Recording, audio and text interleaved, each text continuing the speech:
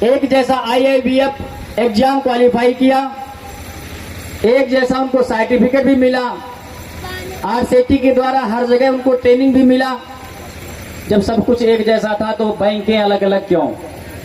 क्योंकि किसी का कमीशन 7 रुपए, किसी का 9 रुपए, किसी का 12 रुपए, किसी का 14 रुपए। 10-12 रुपए में खर्चे नहीं पूरे होते हैं महाराज।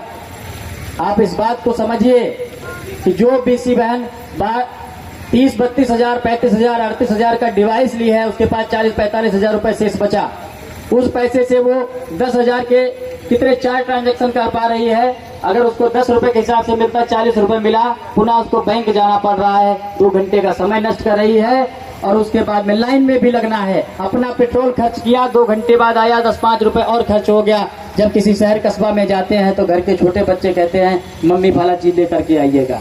एक माता का धर्म बनता है कि वो अपने बच्चे के लिए 10-5 रुपए खर्च करे। परिवार को पालन करना एक गृहिणी ही भली प्रकार से जानती है कि उसको अपने बच्चों का क्या दर्द होता है। आपके द्वारा दिए हुए व्यवसाय की मैं प्रशंसा करता हूं। आपने BC बहनों को स्वावलंबी बनाने के लिए बहुत ही जबरदस्त कदम उठाया। आपकी उत्तर प्रदेश सरकार, केंद्र सरकार, डबल इंजन की सरकार के द्वारा हमारी BC सखी बहनों को जो ये बिजनेस दिया गया, जो कार्य दिया गया है, सराहनीय है। लेकिन क्या इससे उनकी आजीविका चल जाएगी? आजीविका मिशन से जुड़े होने के नाते आप लोग एक बार यही सोचिए, क्या उनकी आजीविका चल पाएगी? जो बहन 40 हजार रुपए निकालने पे 40 रुपए कमाई है और उसके बाद में क्या हुआ, वो जब बैंक जाती है पैसा लेने के लिए तो 50-60 रुपए का पेट्रोल खर्च कर देती है, 10-5 और खर्च हो जाता है, यानी 20-30 रुपए माइनस में पर डे जा रही है। लेकिन क्या है, वो अपनी इज्जत को बचा के बैठी है, नौकरी छोड़ नहीं सकती।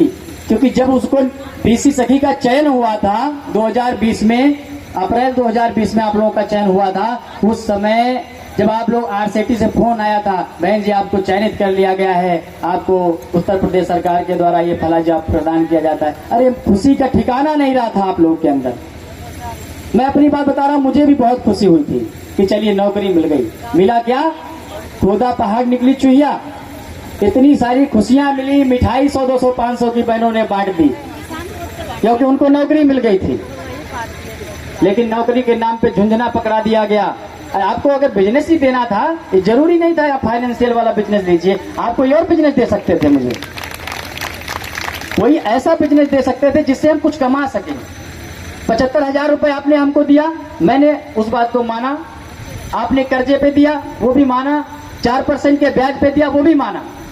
भाई जब कर्जा मैंने लिया, ब्याज मैं दे रहा हूं, तो ये डिवाइस देने वाली बैंकें कौन होती है जो हमको अपनी मन मर्जी से 50 हजार, 40 हजार का डिवाइस दे? क्या आवश्यकता थी मुझे इन डिवाइसों की?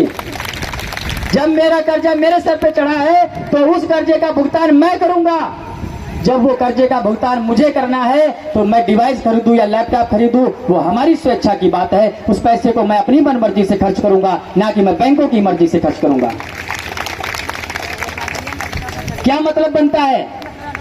आपने मुझे कर्जा दे दिया, आपने जो बैंकों को दे दिया जिम्मेदारी, आप जाइए वहां पे जाकर के आप इनको डिवाइस दीजिए, उसमें भी कमीशन खोरी हो रही है। ब्लॉक से लेकर जिला तक, जिले से लेकर प्रदेश तक के अधिकारी इसमें भ्रष्ट हैं और भ्रष्टाचार में लिप्त पाए गए हैं। आने वाले समय में इसका भी खुलासा होगा, यह भी मेरा वादा है।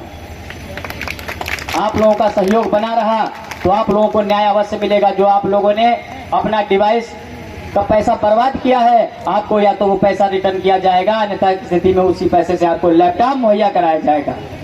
लेकिन आप लोग सहयोग बनाए रखेंगे तभी ये संभव है। जब तक आप लोगों का सहयोग नहीं मिलेगा कुछ भी संभव नहीं है।